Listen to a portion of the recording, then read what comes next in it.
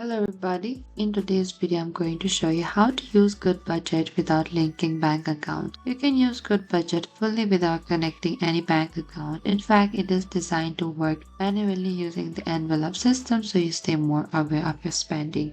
And instead of automatic bank sync, you enter everything yourself, income plus expenses, and the app updates your budget instantly.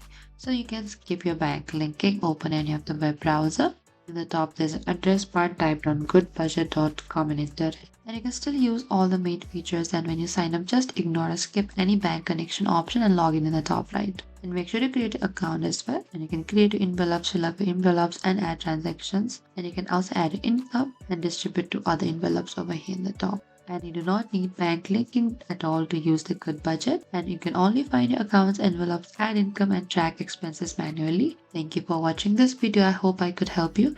If you have any queries or confusion, please comment down and we will reach out to you very soon.